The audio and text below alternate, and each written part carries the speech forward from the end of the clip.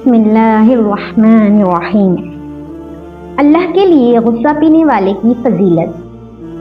ابن عمر رضی اللہ تعالیٰ عنہ روایت کرتے ہیں، رسول اللہ صلی اللہ علیہ وسلم نے فرمایا، جو شخص اللہ تعالیٰ کی رضا کی خاطر غصے کا گھونٹ پی جاتا ہے تو اللہ عز و جل کے ہاں اس سے بہتر کوئی گھونٹ نہیں جو وہ پیتا ہے۔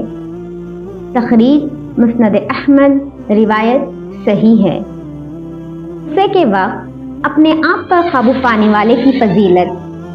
ابو ہریرہ رضی اللہ تعالیٰ عنہ روایت کرتے ہیں کہ رسول اللہ صلی اللہ علیہ وسلم نے فرمایا، پہلوان وہ نہیں جو کشتی لڑنے میں غالب آ جائے، بلکہ اصل پہلوان وہ ہے جو غصے کی حالت میں اپنے آپ پر قابو رکھے۔ تخریج صحیح البخاری۔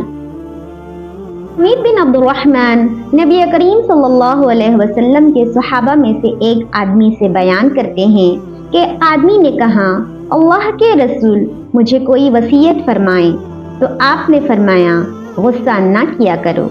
راوی کہتے ہیں کہ اس آدمی نے کہا کہ میں نے رسول اللہ کی بات میں غور و فکر کیا تو اس نتیجے پر پہنچا کہ غصہ تمام برائیوں کا مجموعہ اور منبع ہے۔ تخریج مسند احمد، روایت صحیح ہے۔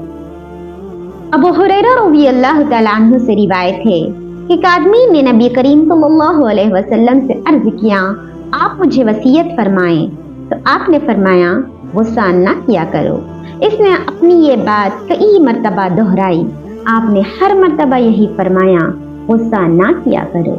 تخریج صحیح البخاری۔ Like, subscribe and share. السلام علیکم ورحمۃ اللہ وبرکاتہ۔